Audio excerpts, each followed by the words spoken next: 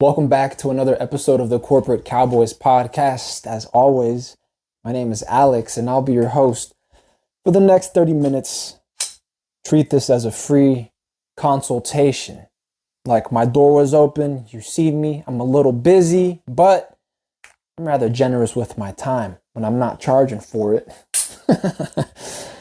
So, this podcast, if you don't know the format of it, well, it's geared towards professional development for young or aspiring. You could be any age, really, when you're in corporate, as long as you're capable, you're competent, and above all, a consummate professional, right?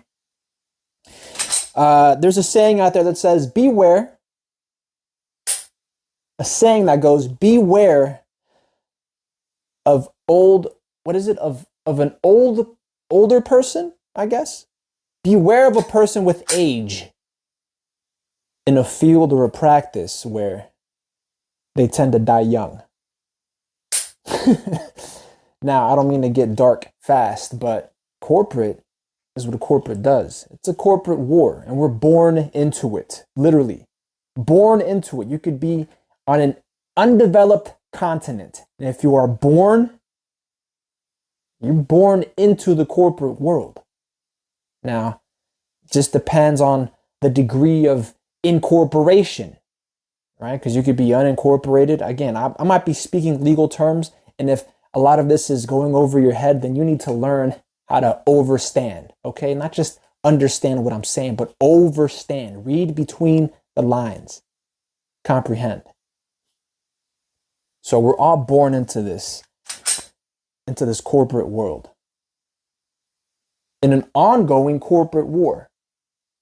And the sooner you learn to develop the skills and operate yourself, conduct yourself like a corporate cowboy, the sooner you can elevate yourself from just an individual, just the little guy, just a nobody, to the level of corporate entities, and learn to work with them, not just work for them on the payroll, earning wages. Nah.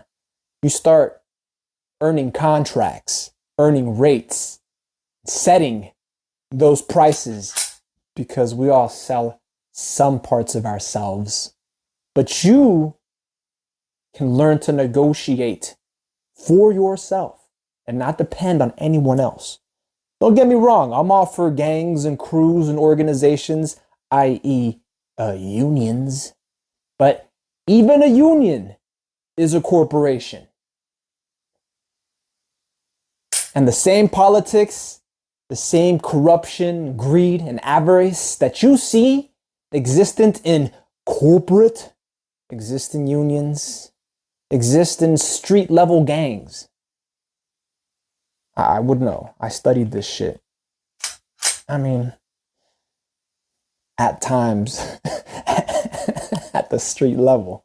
But that's not what this podcast is about. This podcast strictly about corporate, and while I might make some, tangential analogies, I might make some connections to what, thugs or gangsters and mobsters might do in the street, just know that corporate professionals and executives move exactly the same way. They just got different mannerisms, demeanors. They wear suits and ties and polos and pullovers until they transition to hoodies and jeans and Air Forces. All right, today's question, it's not even a question so much. I think this goes to the root of what it means to be a consummate professional, and me personally, a social researcher, right? Because that's what I'm trained in doing. I enjoy interacting with people, and that's why I enjoy interacting with my clients and helping them plan for success, plan and plot, scheme for success, giving them actionable intelligence that they can parse out, that they can string out and flesh out in order for them to make informed decisions. I give them added perspective, a second opinion, if you will. And at times, we need that as professionals. That's why I got my circle. And my circle of professionals knows exactly what my goals are. And if not, well, because I know what it requires to be able to give an informed opinion, I tell them what my goals are. Why? Because I trust them. I trust them with my initiative as much as I trust them with my plans, right? Granted, I want to have contingencies for everything. What if I get clipped by one of my own? But even if that is a very remote fear, it's not non-existent, right? The fear is always there. The fear of death. I mean, that's pretty much what we're running from. That's what we're shielding ourselves from. That's what we are armoring up for. That's what we're arming ourselves to utilize.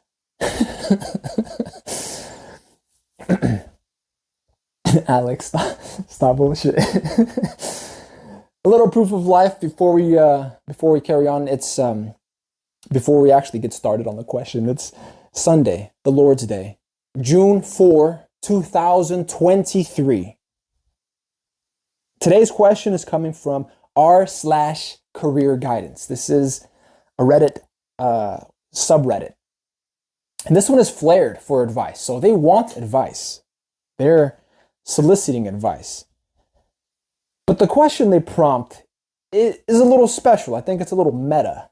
It's a little self-aware. It's asking, is Reddit a bad place to get career advice? See, and I mentioned before that this question really goes to the heart of what it means to be a consummate professional, and for myself, really a social researcher. Because like I said, I enjoy networking. I enjoy talking to people, interviewing them, getting to know them, making those connections between the personal and the professional. I'm a deal maker. I'm a deal maker aspiring to be a king maker, right? But that comes obviously with time. And while the connections that I have now might not be at the level politically where I'm able to just amass clout in an instant, right? I mean, personally, professionally, the type of connections I got a guy who's got a guy who's got another guy who knows me, who can do everything. You like that? You like that? I'm 6 degrees away from I'm 6 degrees away from the motherfucker with the keys.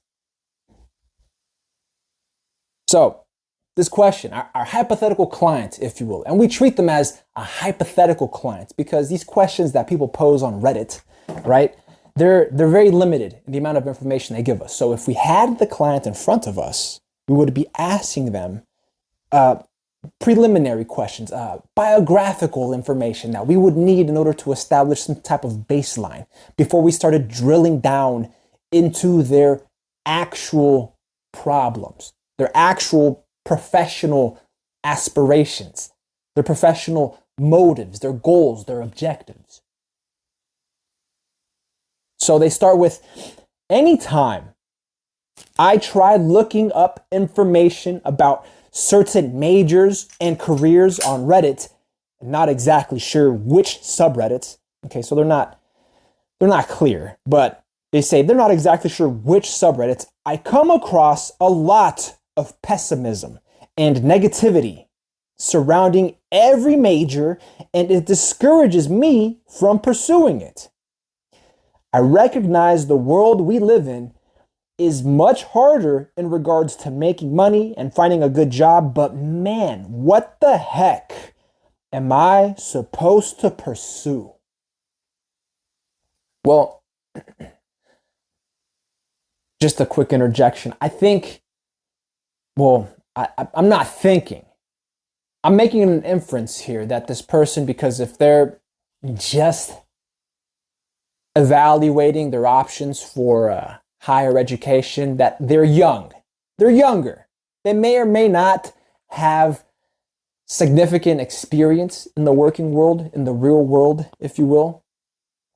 And so when they come to Reddit, they're hoping that they receive positive or creative answers. And I remember being young at one point in time, and the creativity was just spilling out of me. I didn't know what to do with all the fucking energy other than get into trouble and catch cases.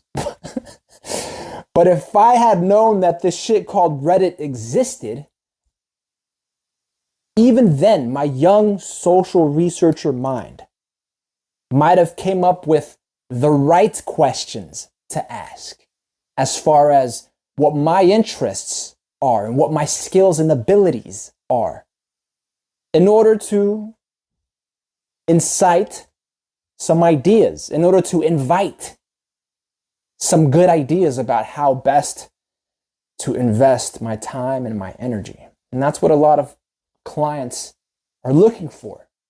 They may have excess time, excess energy, excess money, and they don't know how to reinvest it, either in themselves, their community, or just business in general, improving the practices, improving the competition available, improving innovation overall. So when you come to Reddit, you have to realize, you have to take into account the leanings of a lot of people, right? And it's not always going to be objective, because a lot of Reddit users, I'm going to say the majority, if not 99% of them, are on Reddit for their own purposes. I mean, I got on Reddit just to explore it when I first started. Let me tell you, when I found all the subreddits related to, let's say, just all the professional development related subreddits,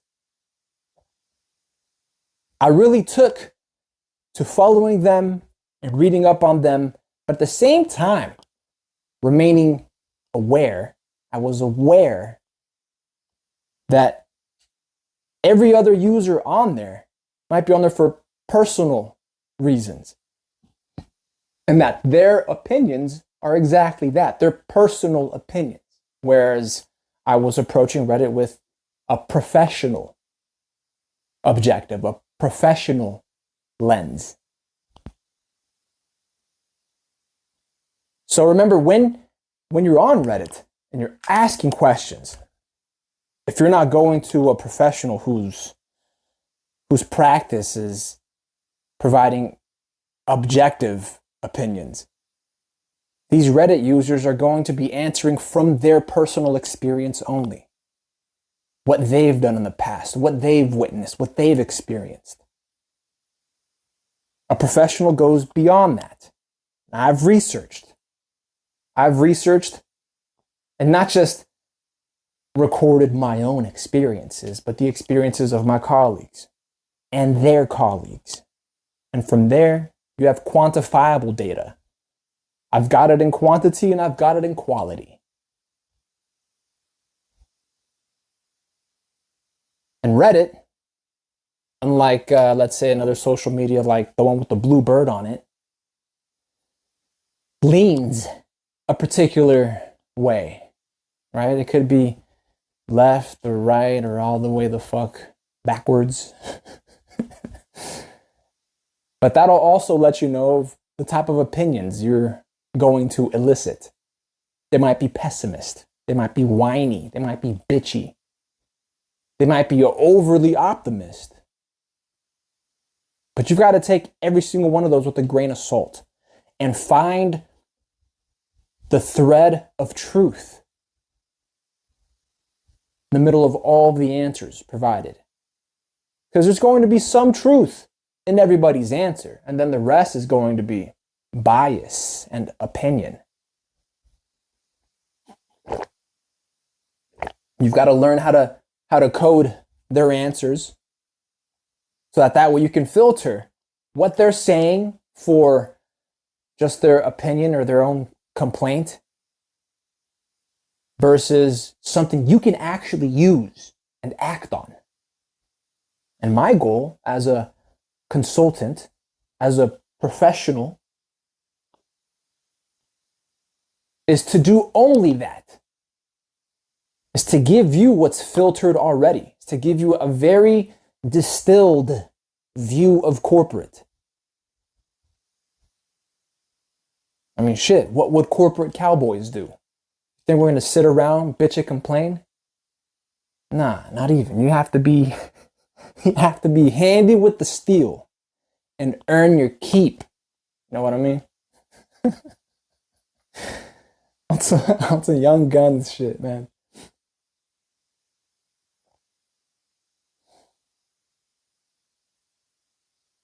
So you have to know how to keep it moving and be disciplined so that when issues do arise, you don't fold under pressure because you're relying on only your personal experience. I think a lot of what Reddit does is that it exposes personal experience. It puts it on exhibition with every post and every comment, right? These are individuals that are coming to Reddit with personal opinions and personal views. And as a professional, capable of remaining objective, when I read through them, I'm giving you a real corporate approach to whether or not it would fly in terms of developing yourself professionally and ultimately personally. Otherwise, I'd be in these other entertainment-based subreddits. You want to develop yourself personally? I don't know. You want to learn to do impressions? I'm sure there's an impressions subreddit or a comedy subreddit. Go look at that. But if you're in this space of developing yourself, you want to get your money up. Or maybe not even your money. You want to get your ability to get your money up. Then you're in the right space. You're in the right space. Because a lot of this advice that I give over the podcast or that comes down through the podcast through me, I'm just a spokesperson, right? I'm not even the face because you haven't seen me yet. It's all general advice on how to conduct yourself in corporate. So I guess this is a good time to give you all a legal disclaimer, is that none of what you hear should be construed as legal advice. If you haven't retained us for a specific purpose, right? None of this advice is meant for you specifically. Pretend as if you're eavesdropping on a consult. You're overhearing this conversation. After all, we're dealing with a hypothetical client, and I'm allowing you into my space where I utilize templates and questionnaires and blueprints that will allow me to assess my client's case and situation and help them come up with a strategy of sorts. And this strategy is as much personal as it is professional because they take life seriously. They recognize that having been born into this corporate world, you're either fighting the corporate war or you're getting run the fuck over. Again, don't mean to get so dark, but corporate is serious business. Granted, you see enough shit, I think it desensitizes you and you're able to laugh at some very heinous activities. So let me continue here. This is a short body. So they write, I recognize the world we live in is much harder in regards to making money and finding a good job, but man, what the heck am I supposed to pursue? I've recently thought about majoring in neuroscience. Neuroscience. Oh, what's holding you back? What's holding you back? because I've always loved it, but I'm actually afraid to look up what people on Reddit have to say about it because I don't want to feel discouraged pursuing this major. Sorry for the rant. Just looking for advice and your thoughts. I'm already thinking of what the title of this this episode. Should I? Is Reddit a bad place to get career advice? Well, that's been the theme, right? Is I just take the titles off of these Reddit threads, and I just use that as the title with very minor adjustments in order to make it fit within the character limit, but to preserve the essence of the question being asked. But I'm wondering whether I should just write, do neuroscientists use Reddit? Question mark. What the fuck will you find on Reddit? I mean, if you haven't researched neuroscientists on Reddit, it's a good start because you'll capture a younger generation, right? The incoming generations that are using technology, that are actually embracing it and online. But again, you want to keep in mind what Reddit is. Reddit is like Gen Pop, but with clicks. I mean, I don't know why I went to jail and prison terms, but it's like the Reddit is a good population sample size, right? It's a good sample population size, let's put it that way. Because it's got a ton of users from all over the world. That being said, the subreddits you can treat like cliques of people that get together. And whether or not there is a r/neuroscience subreddit, it's worth exploring if you haven't done so yet. Especially if you anticipate trying to break into the field, because you'll find others before you might have done the same thing and are able of giving you good advice, or you just learning from their experience.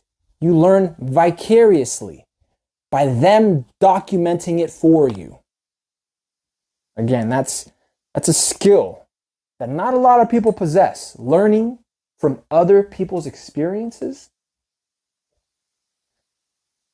It's difficult for some to understand, and it is higher level understanding and higher level strategy. That's what we get paid for.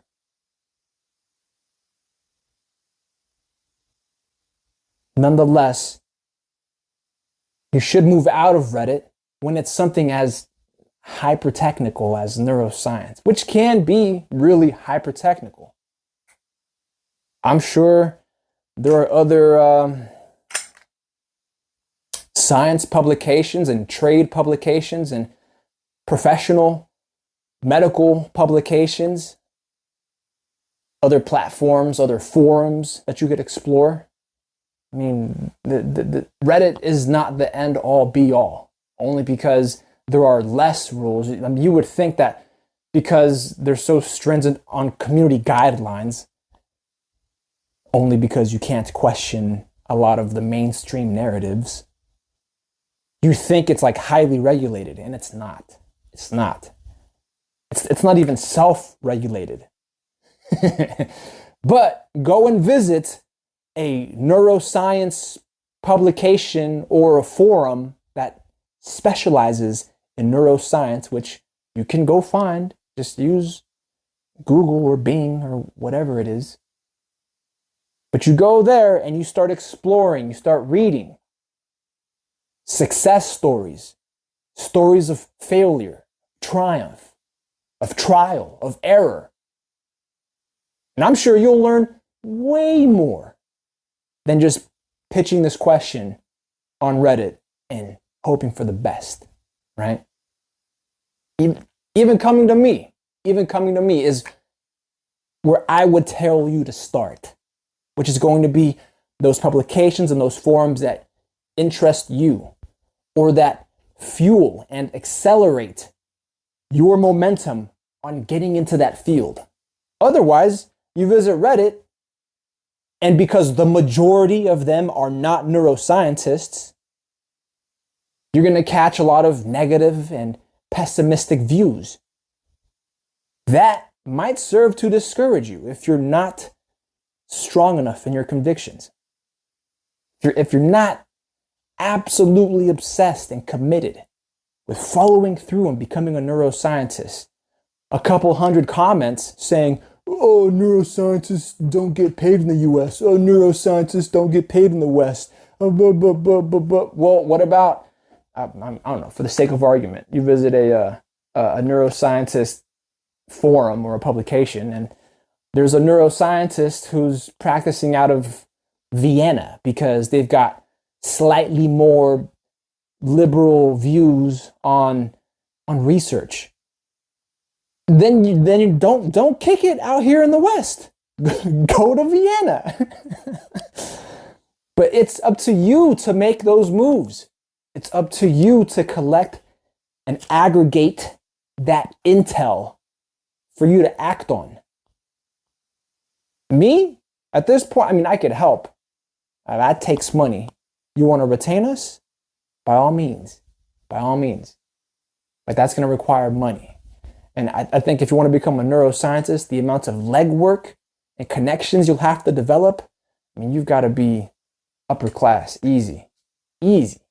Upper middle class, at least, if you want to start from zilch, having not done any research. But if you do the legwork, if you take on the due diligence that's required, I mean, you've seen success stories of people coming out of poverty, of motherfuckers who get it out the mud to go to university and graduate and go to med school. It's possible, it's doable, but again, you got to be obsessed. You got to be obsessed and tell those other Redditors who are not neuroscientists, well, don't even tell them, don't even engage them. But in your mind, dismiss them, because they obviously don't know what they're talking about if they haven't done it. You want to associate with people who have done it. That'd be the smartest way of pursuing a neuroscience degree. What, Reddit? Reddit will just give you a taste of what everybody else thinks. But what do you actually think about neuroscience? What do you actually think you can do with neuroscience? You're going to ask Reddit that, or should you be asking other neuroscientists? There you go. That's a question for you to write down. And get started working, man. Get started working, because if you're at the beginning of this career, and I don't know how old you are, but it's never too late, to be honest. Sure, there's those biological studies of deterioration on the brain and the body, but having gone through law school, I could tell you that there's old cats in law school who still graduate. There's young cats who graduate and shit, I don't think their brain is all there. But it's different strokes for different folks. And it's possible if you are committed and you hold those convictions close. Don't let anybody that close to the vest where they're going to discourage you by saying, well, I'm not a neuroscientist, but they don't get paid or whatever. Yeah, maybe the average neuroscientist, maybe the average lawyer doesn't get paid well. Maybe the legal market is saturated with all these lawyers and advocates, but I'm making moves regardless. I'm above average. I'm performing. I'm putting in the work. I'm doing the due diligence.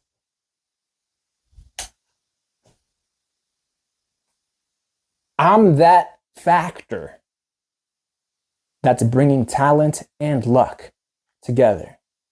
See, that's the ability to get things done. That's being capable of getting it done. I mean, ask yourself, what would a corporate cowboy do?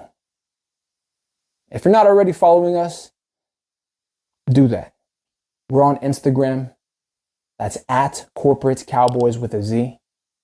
On Patreon, it's the Corporate Cowboys Podcast, and there are a number of tiers you can subscribe to. Subscribe to all of them. Fuck it. I'm kidding. Maybe I'm not. If you want, whatever. If you want to donate too, there's a couple of donation links. You're a smart cookie. You can find them. And you can write to us too. Send us items of questionable utility.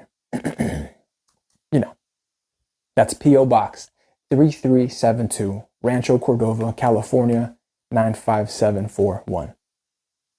I'm going to catch you next time.